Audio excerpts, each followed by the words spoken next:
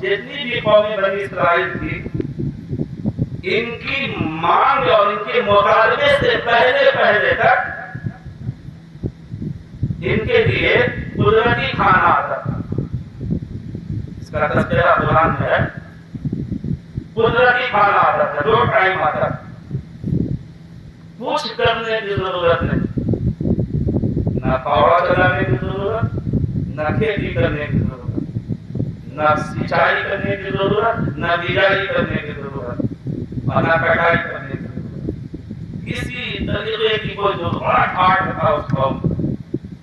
لیکن کہتے ہیں بعض وہ لوگ ہوتے ہیں جن کو اعلیٰ کرسی راست نہیں آتی. ان بدبختوں کو یہ راز نہیں آتا. بیٹھے بیٹھائے کھانے کو مل رہا تھا، یہ اچھا نہیں لگا. ٹائمنگ وہ کھانا، قدرتی کھانا ان کے پاس آتا تھا. کرنا کیا ہوتا تھا؟ یوں آتا تھا کھانا، آسمان سے آتا تھا. کھانے کا وقت ہوا اور ہر شخص کے آگے یہاں پہ آ جاتا تھا. بس ان کا کام کیا ہے؟ بس اتنا ہی کام ہوتا تھا، اسے دیا اور کھا لیا. پلیٹ بھی دھونے کی ضرورت نہیں. یہ بنا بنایا یہ کھانا آتا. لیکن رات نہیں آیا. یہ سب حضرت موسیٰ کی بات ہے، اپنے نبی کی بات ہے. اور اتنی خروش امت تھی، میں بڑی ذمہ داری سے بول رہا ہوں کہ کبھی اس امت نے اپنے نبی کو یا نبی نہیں کہا. کبھی اس امت نے، اس قوم نے اپنے نبی کو یا رسول نہیں کہا. کبھی عزت سے نہیں بلایا. جب کبھی اس امت نے اپنے نبی کو بلایا تو ڈائریکٹ نام سے بلایا. اب بے نہیں اسی الفاظ کے ساتھ اللہ نے قرآن میں اسے محفوظ کر دیا. جب ضرورت ہوتی تو جاتا کہتا یا موسیٰ، اے موسیٰ. یا نبی نہیں، یا رسول نہیں. تو اب اپنے بھی جماعت میں اگر کسی کو دیکھو کہ انہیں یا نبی کے الفاظ سے درد ہو رہا ہے یا رسول سے انہیں چڑ ہے، تو سمجھ جانا کہ یہ اسی حضرت موسیٰ کی بگڑی ہوئی قوم ہے جس کو یا نبی اور یا رسول پسند نہیں ہے. یہ وہ قوم تھی جس نے اپنے نبی کو کبھی یا نبی نہیں کہا. ہمیشہ نام سے پکارا اور کہتی یا موسیٰ. تو اسے کھانا پسند راست نہیں آیا. یہ پوری قوم حضرت موسیٰ کی بارگاہ میں گئی اور جانے کے بعد کہا، کیا کہا؟ یا موسیٰ، اے موسیٰ،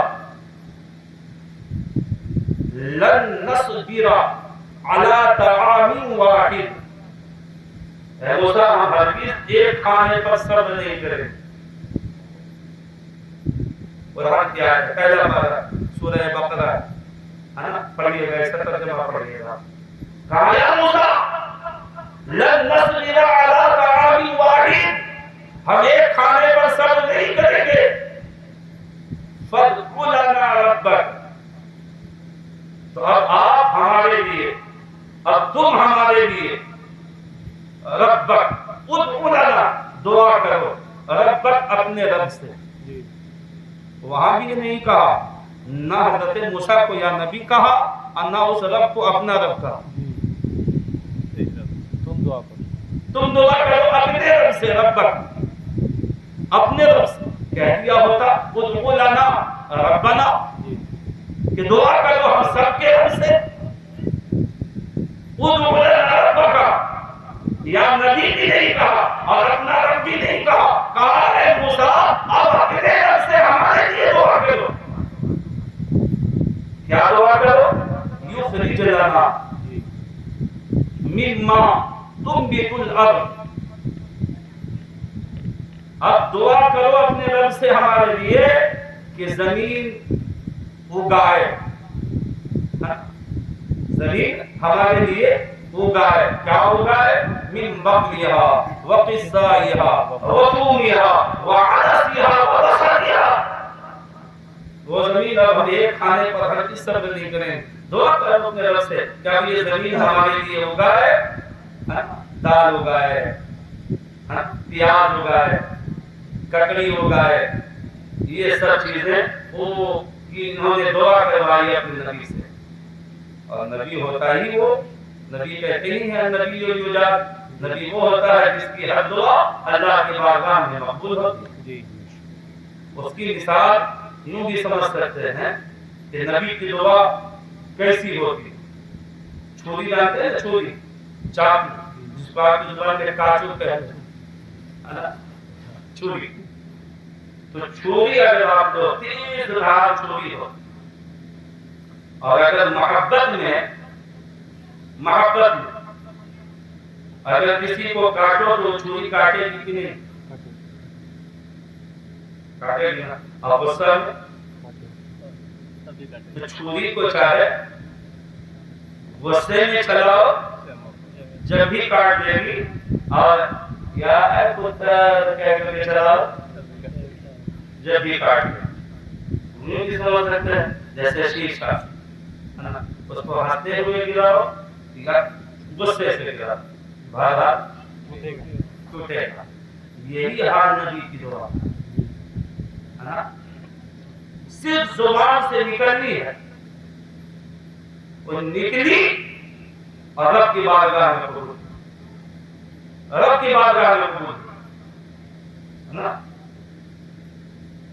تو حضرت موسیٰ نے دعا کر دی کہ اللہ انہیں کھانا جو ہے ان کو راس نہیں آ رہا، یہ سب ہمارے پاس آئے ہیں، میں تیری بارگاہ میں ان کے لیے دعا کرتا ہوں کہ ان کے لیے انہی کے کہنے سے ان کے لیے دعا کر رہا ہوں کہ زمین سے ان کے لیے کچھ ہوگا. تو اللہ نے دعا قبول کی. کہا موسیٰ تم نے دعا کی، تو میرا پیغمبر ہے، میرا نبی ہے، میں نے تیری دعا قبول کی. اب ان سے کہو کیا کرو؟ اہبطوا مصر فإن لكم ما سألتم وضربت عليهم الذلة والمسكنة. اب ان سے کہو کھیتی کریں گے نا، انہیں پیاز چاہیے، انہیں مسور چاہیے، انہیں دال اور ککڑی چاہیے، تو اب ان سے کہو اہبطوا مصر. مفسرین فرماتے ہیں یا تو مصر سے ڈائریکٹ آج جو مصر شہر ہے وہی مراد ہے، اور یا تو مصر سے خطہ زمین مراد. اب ان سے کہو کہ یہ یا تو چلے جائیں شہر میں یا زمین میں اترے کسی اور پوڑا لے کر اور کھیتی کرے، ان کے لیے زمین اگائے.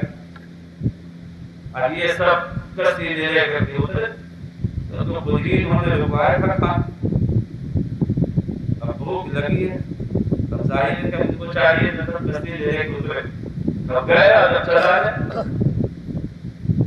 جو سالوں سال سے کھیتی کر رہا تو کسان ہو، جو سالوں سال سے کھیتی کر رہا ہے وہ بھی گھنٹہ 2 گھنٹے میں بیچارہ تھک جاتا ہے.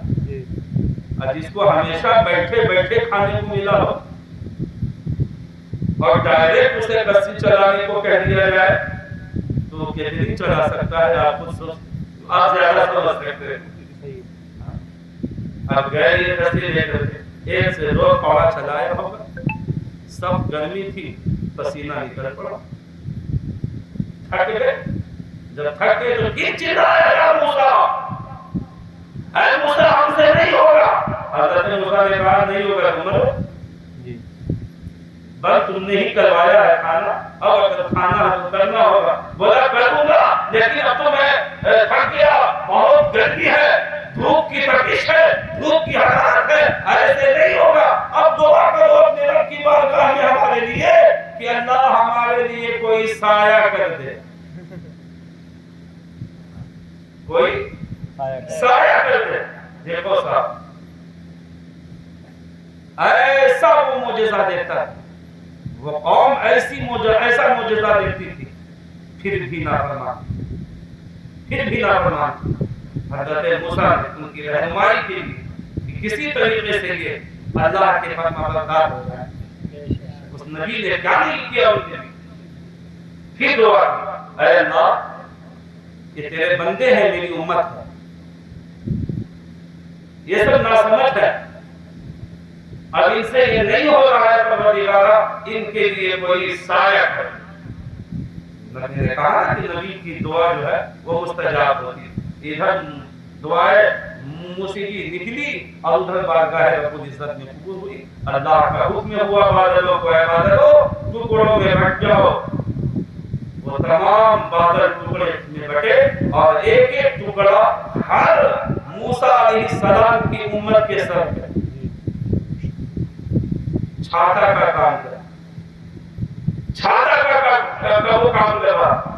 وہ قوم جب دائیں جائے تو وہ ٹکڑے بادل دائیں جائے, یہ جب بائیں جائے تو وہ سایہ بھی بائیں, وہ پیچھے ہٹے تو وہ سایہ بھی پیچھے, یہ آگے جائے تو وہ سایہ بھی آگے.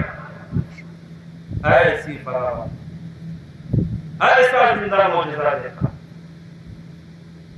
لیکن وہ اتنی نافرمان. اللہ کے رسول صلی اللہ علیہ وسلم صحابہ کرام سے فرماتے ہیں, صحابہ جانتے ہو اگر حضرت موسیٰ کی قوم اگر اپنے نبی سے دعا نہ کرواتی تو یاد رکھو قیامت تک کسی کو کوئی کھیتی کرنے کی ضرورت نہ ہوتی. قیامت تک وہ قدرتی کھانا ہر ایک کے لیے آتا رہتا, کسی کو کھیتی کرنے کی ضرورت نہیں پڑتی. وہ اتنی خطرناک قوم تھی کہ وہ قدرتی کھانا ہم لوگوں کا بھی بند کروا دی, ہے نا. اب ایک سوال پیدا ہوتا ہوگا آپ سے کہ صاحب جب قدرتی کھانا آتا تھا جس وقت کھیتیاں ہوتی نہیں تھی تو پھر یہ کپڑا کیسے پہنتے تھے؟ کپڑا تو بنتا ہی نرما کپاس کا, نرما اور کپاس کا. مفسرین فرماتے ہیں یہی کمال تھا اس قوم کا کہ یہ پیدا ہوتی تھی تو کپڑا پہنی ہوئی. سنے ہو کپڑا پہنے ہوئی پہنی, اور اس قدرتی کپڑے کا کمال دیکھو کبھی گندا اور میلا بھی نہیں ہوتا, گندا اور میلا بھی نہیں ہوتا, ہے نا. تو کپڑا پہنے ہوئے پیدا ہوتی اور اس کمال اس کا دو تھا, ایک تو کبھی میلا اور گندا نہ ہو, اور دوسرا کمال یہ تھا کہ جیسے جیسے وہ بڑے ہوتے وہ کپڑا بھی آٹومیٹک ویسے ہی بڑا ہوتا جاتا. آپ اندازہ لگا. لیکن جب ان کو انہوں نے نرما جب بویا ہے نا تب ان کا پہناوا بھی ختم ہوا. قیامت تک اگر یہ امت اگر اپنے نبی سے دعا نہ کرواتی تو آج ہم لوگوں کے لیے جتن نہ کرنا پڑتا, آج ہمیں بھی بس ایسے ریٹ ایسے ڈالنا تھا صرف. لیکن میں یہ سارا واقعہ جو آپ نے سنایا, ہم کو واقعہ سنانا مقصود نہیں ہے, ہم اپنی مدعا کو ثابت کرنا چاہتے ہیں کہ کھانا ایک لن نصبر علی طعام واحد, میں ہرگز ایک کھانے پر صبر نہیں کروں گا. لیکن مفسرین فرماتے ہیں یہ حقیقت ہے کہ وہ کھانا قدرتی تو ایک تھا, لیکن کمال اس کھانے کا یہ تھا کھانا ایک ہوتا تھا, اور جب وہ آتا تھا اس کا مزہ ہمیشہ جدا ہوا کرتا تھا, وہ مزہ ہمیشہ جدا ہوا کرتا تھا. تو یہ قدرتی کھانے کا کمال ہے, کھانا ایک ہوتا ہے اور جب کھاؤ گے مزہ جدا گانا معلوم ہوگا, مزہ جدا گانا معلوم ہوگا. اسی